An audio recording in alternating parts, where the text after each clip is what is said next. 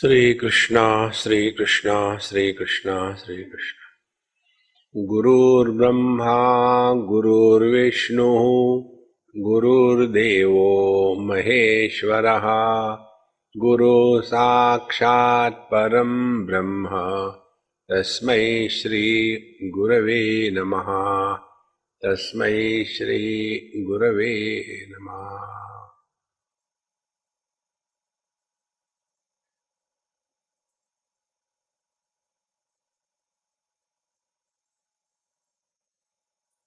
When we do anything, including meditation,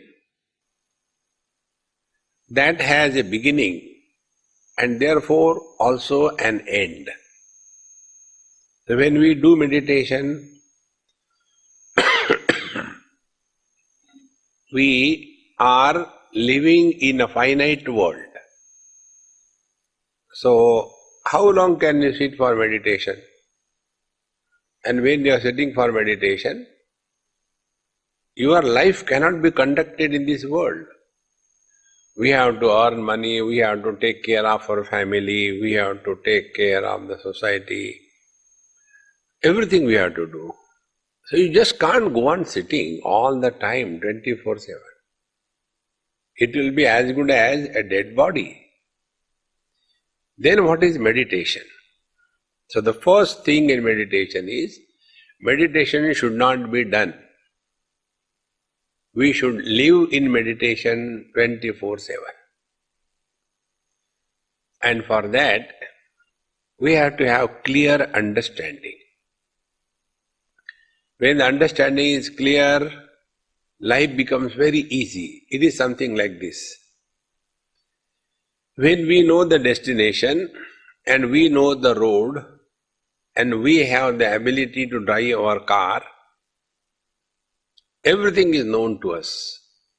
Then reaching that destination is not a big issue. But if we do not know the destination, we do not know the road map, we do not know how to ride a car, and then we start our journey, we will be lost on the way. In the same manner, when we talk about meditation, okay, do meditation. Like, talk about food. Why do you want to take food? To satiate hunger. Okay, take food. Now, I want to do meditation. Okay, do. For what? For sitting? Not for meditation. So the purpose must be clear. And for that, analysis of our experiences and life should be done on the basis of the Upanishadic authority. So we have three components in our experience: the experienced world, the experience of the world, and the experiencer of the world. Now, out of these three components, we have zero control on the experienced world. What will be the temperature, what will be the rains, what will be the traffic, what will be the people around us? We have no control. See? So we cannot do anything. Of course, we do one thing, we complain. That is the only thing we can effectively do. So when we are driving the car, we complain about the traffic. When we are taking the food, we are complaining about the kitchen and the kitchen staff.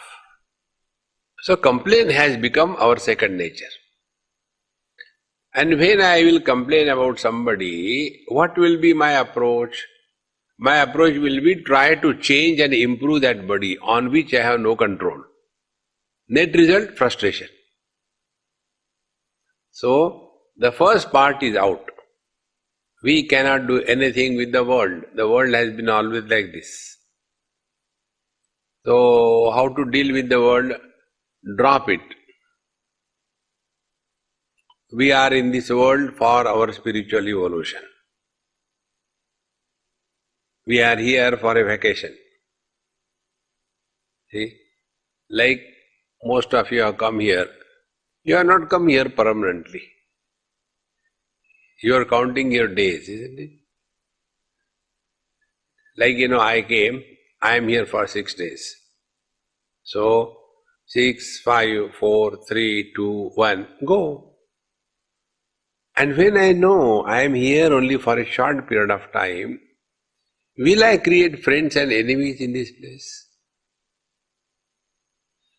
Living our life with this understanding that in this world we don't have to create enemies, we don't have to create friends. Because both of them, friends as well as enemies, they are the cause of our disturbances. When you think about an enemy, we are disturbed. When we think about the friend, we are disturbed. And where are these friends and enemies? They are not outside. They are in our mind. And how they have entered in our mind? Because we have given importance to them. So if I have given importance to somebody, I have to devalue. Nobody can do it for me. Therefore, this component of the world, we can do nothing, so the best way is to withdraw about it. The world has always been like this. A spiritual seeker is concerned about the quality of his mind. See? The mind must be perfect, undisturbed.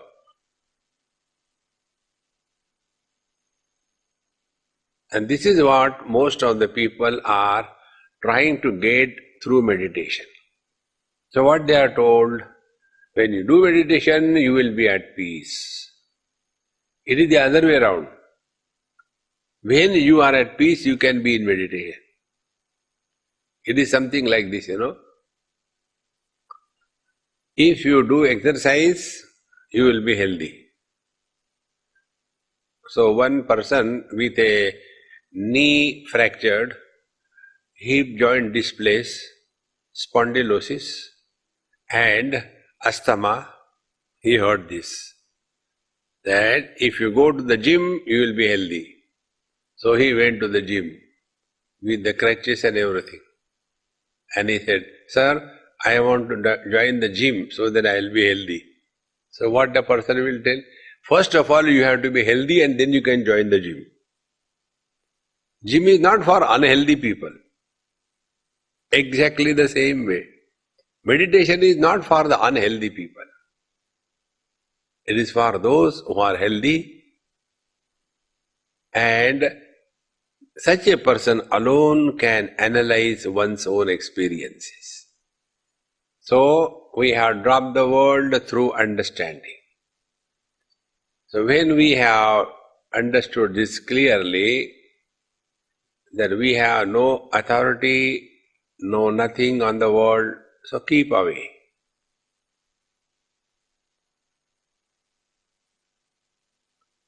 Then the second point, the experiences that we go through. For example, experience of pain, experience of joy.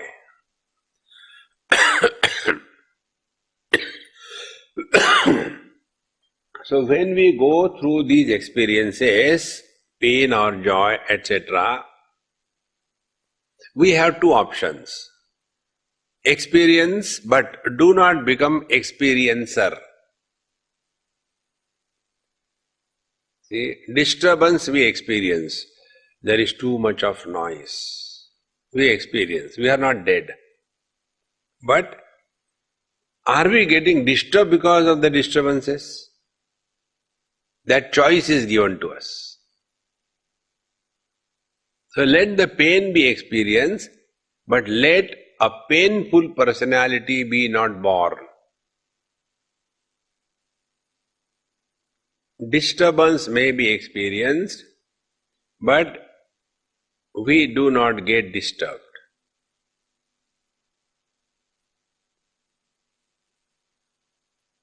Exercise of this freedom in and through all the experiences of our life is living in meditation. See? If we are in the most secured way, no disturbance of any kind, and then we are sitting for meditation, the moment the artificial condition is removed, again the miserable existence begins. Therefore, friends, meditation is be aware that the mind doesn't react to anything or anybody. Our mind has developed a habit of reacting to everything. The mind doesn't react. And now the third component, the experiencer. This experiencer component is called as the soul.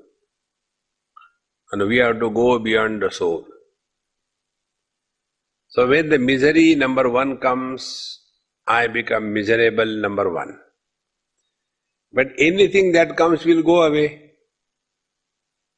Morning comes, morning goes. Evening comes, evening goes. Childhood comes, childhood goes. Problems come, problem go. So, every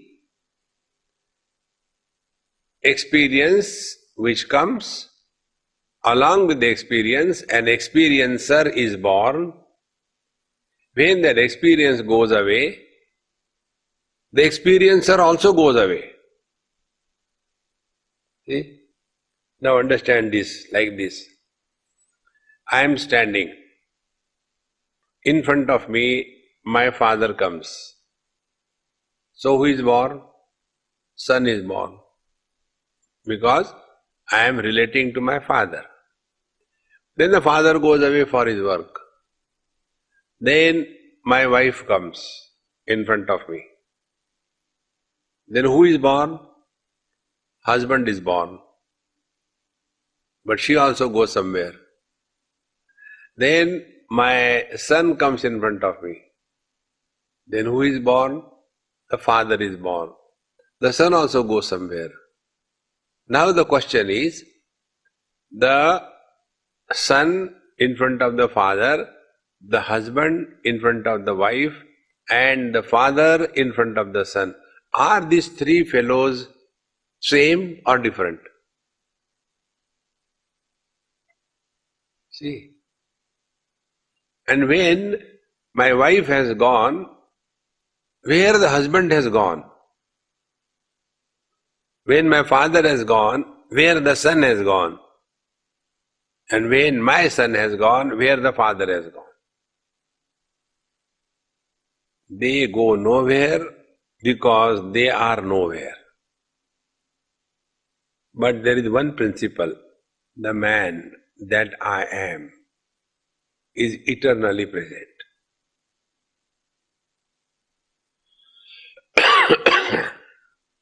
Therefore, this is the point we have to focus attention. That which is born with every experience is experiencer. If there are n number of experiences,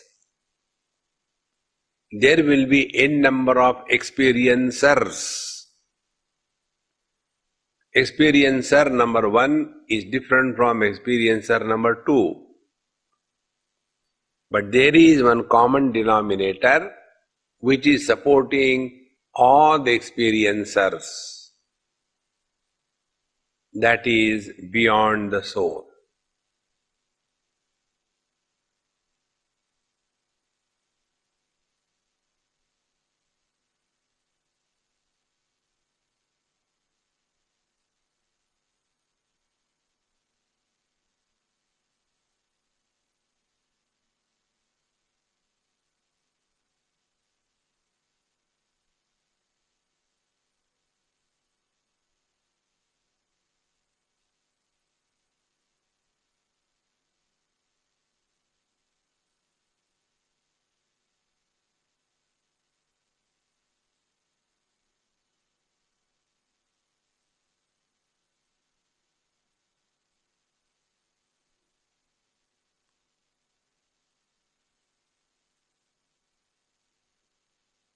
This is the ultimate destination, and having reached this destination, thereafter there is no fall. We continue to remain in this poise. See? Like once in a lifetime we learn riding a bicycle or we learn swimming. Thereafter we never forget it. In the same manner, only once we have to discover this truth, thereafter lead the life in this divine poise. It is for this destination that we have to work on. So, let us find out how do we fall in this trap. Yesterday we have seen somebody is born only after body identification. In the deep sleep we are nobody, we have nothing, therefore we are happy. In the waking state, identification with the body takes place. After the body identification takes place, then the secondary eyes are born. Mother, father, brother, sister, husband, wife, etc. And these fellows are disturbed. So what should be the spiritual practice? Let us not live as the body, but let us live through the body. See? Like a man lives through the husband. He is only playing the role of the husband. Therefore, when the wife goes away, nothing happens to the husband because he was nowhere. See? So what we have to do is body disidentification. Now it is for this purpose the asana is practiced. Asana is not practiced for acrobatics. It is not practiced for sitting in a most uncomfortable posture and suffering silently. That is not the purpose. The purpose is something like, we go and keep our car or our shoes in a proper place, take a token, so it is not lost. Nobody takes it away. Then we enter the temple. Suppose you park a car where there is a likelihood of towing away, or we keep our shoes where some other people will take it away, then we are in the temple but we are thinking about the shoes, not about God. Exactly the same way. Once we keep the body on the asana, forget about her. One must not think about the body all the time. It is for this purpose that can we remain without thinking about body. So, we sit like yesterday, see that the weight of your body is on the pin bones.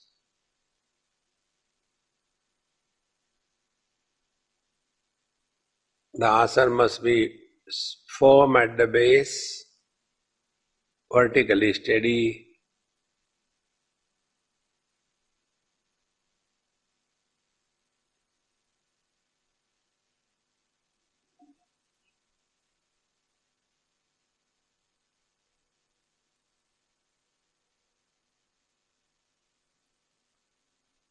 And now we have to separate ourselves from the body.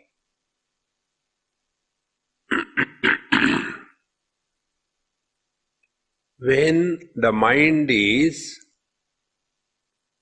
carrying the burden of the body, the mind is tense and gets tired of this burden.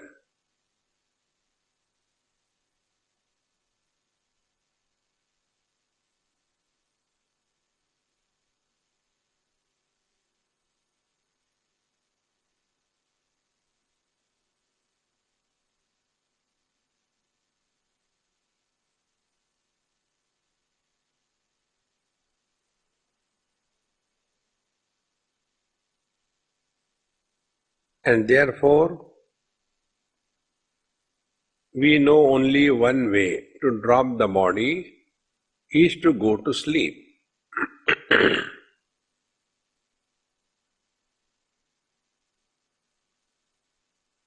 There is very little difference between deep sleep and samadhi. They are almost the same. In both the cases, body disidentification happens.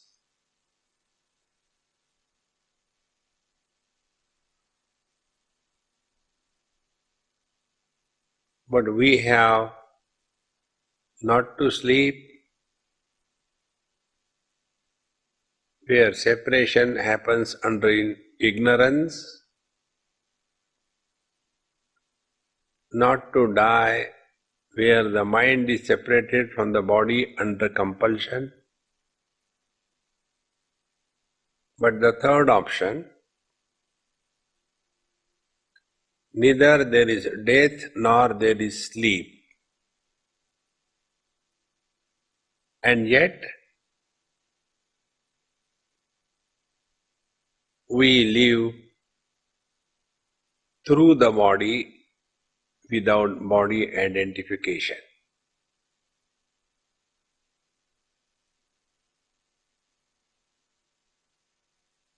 This is the meaning of meditation.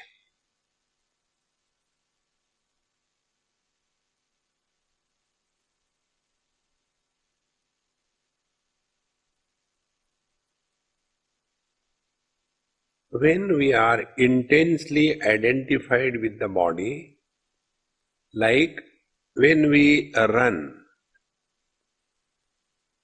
in the running our all focus is only on the body. Or when we walk, brisk walk, that time our attention is on the body.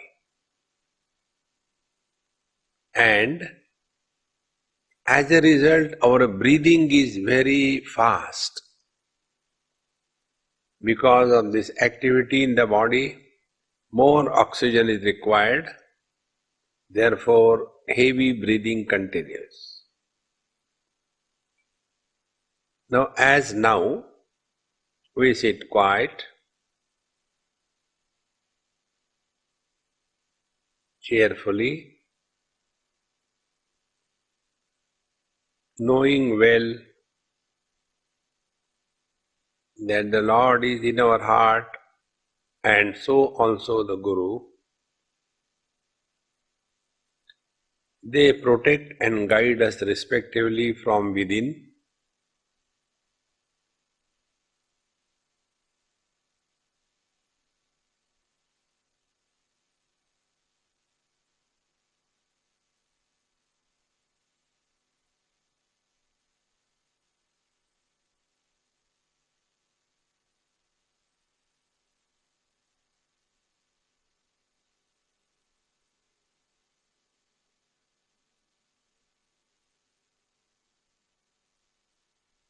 At this moment, we are Mr. Nobody.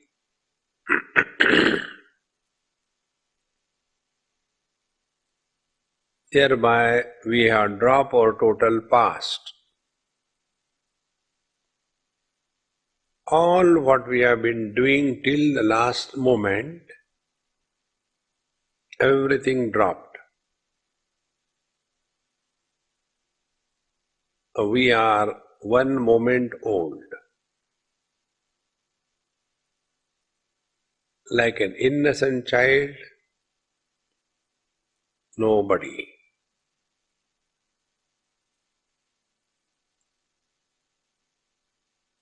Now we don't plan anything what we will do afterwards.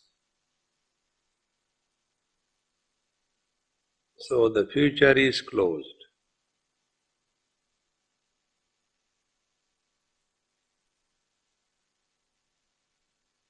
Mind without the past and the future cannot exist.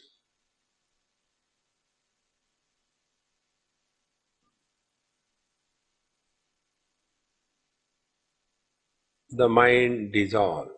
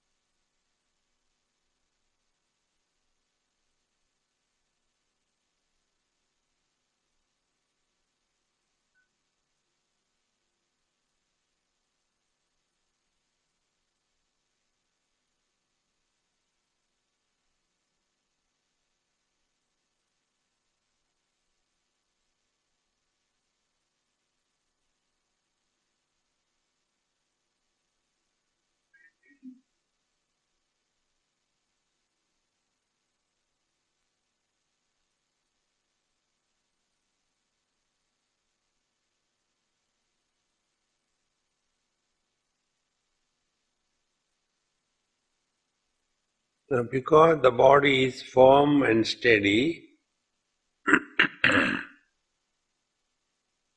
the metabolic rate of the body falls.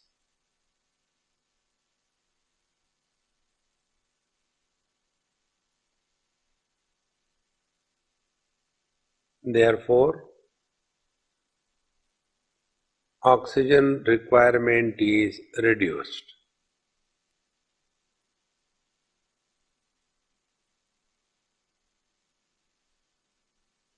As a result, the breathing becomes slow and shallow.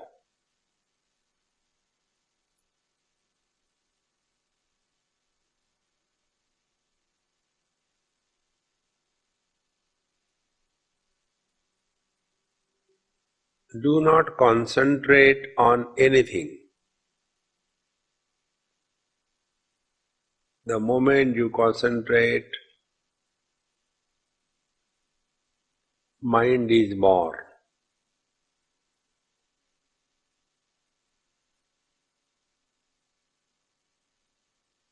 Simply remain aware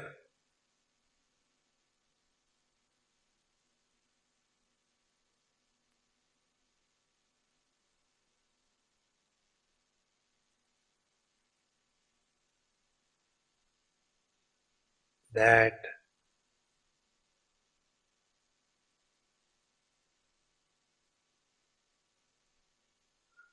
breathing is slow and shallow.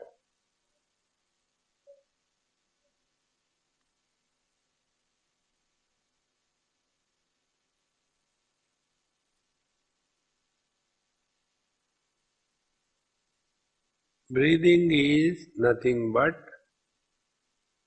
movement of the air.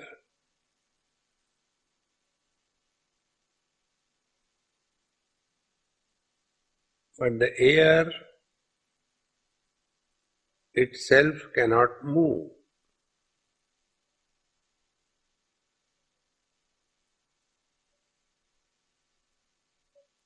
So breathing is because of the throb in consciousness.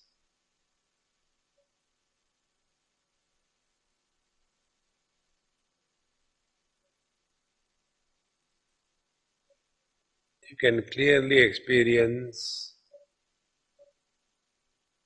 that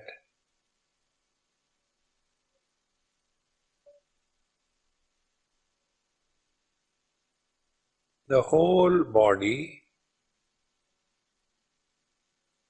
every cell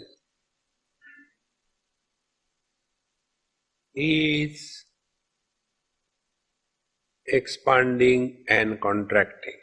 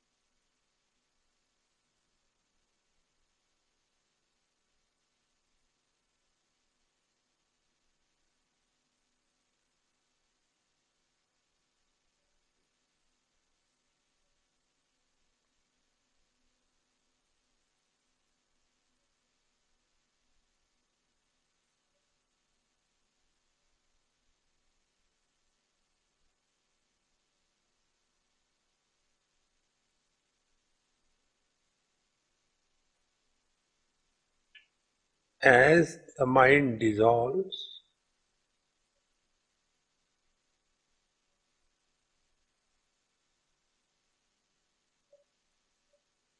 the shape and the form of the body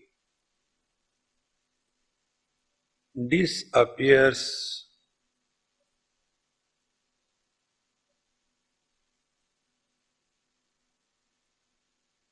and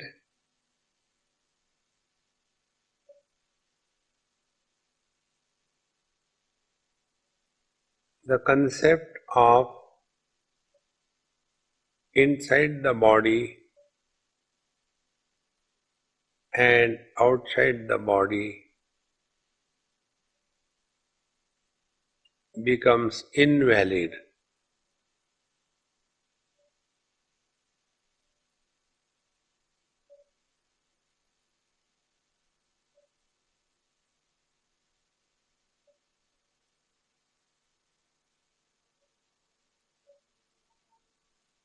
Now we are merely aware of our being.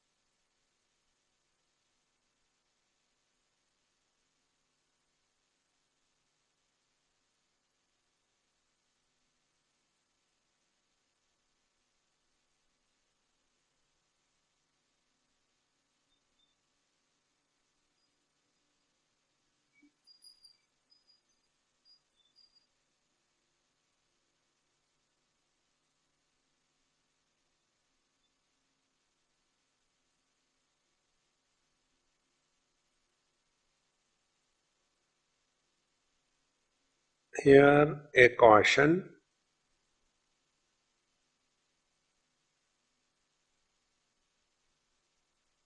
If the breathing becomes deep,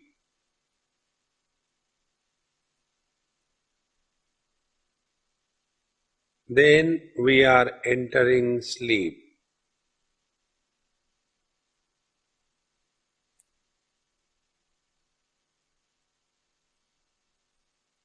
And if the breathing becomes fast, body identification is happening.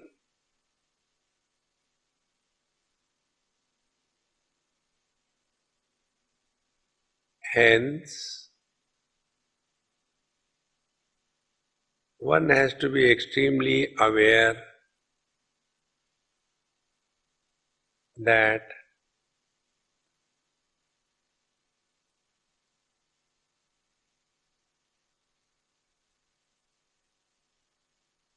the quality of breathing is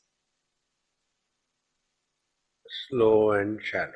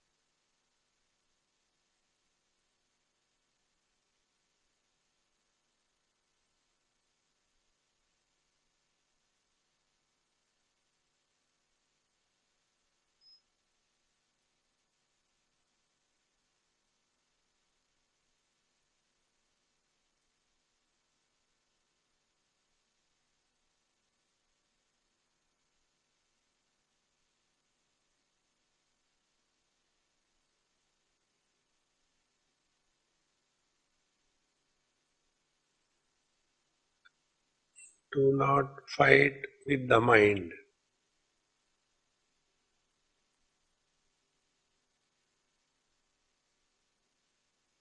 When any thought erupts,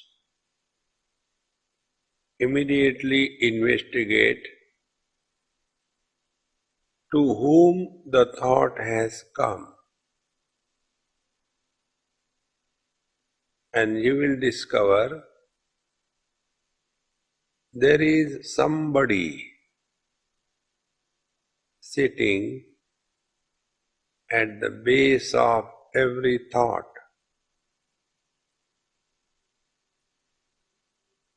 Immediately drop that body and remind that at this moment we are nobody.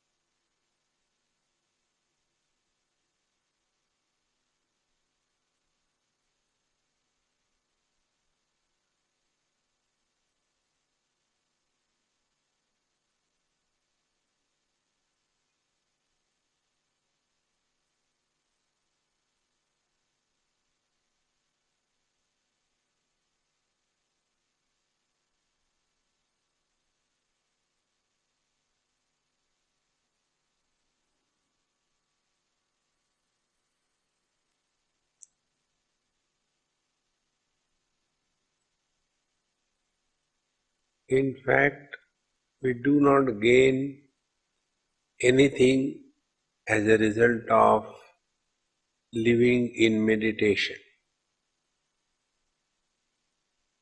It is not a process of gain, it is a process of loss. Like when we enter the deep sleep, we start giving up everything. The possessions, the relations, the achievements, the failures, the friends, the enemies, the health, the disease, and ultimately even the body identification and the ego which was born as a result of body identification, even that ego is dropped.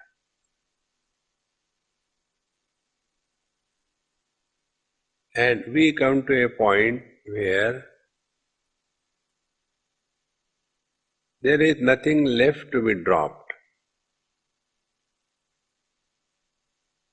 That which cannot be rejected and therefore cannot be gained is living in meditation.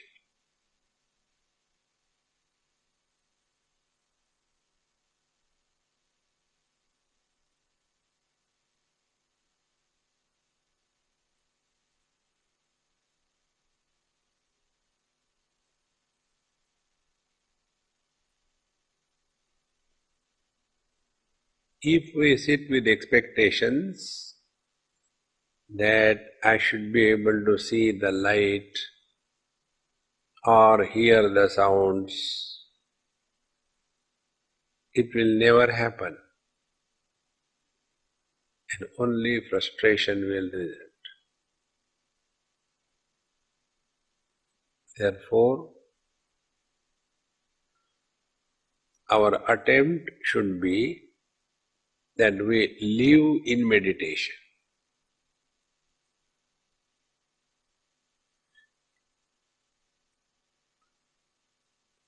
Take slowly deep breath.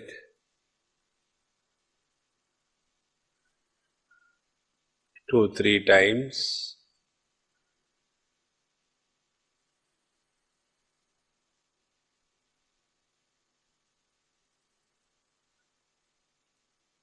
That gives us our body identification back.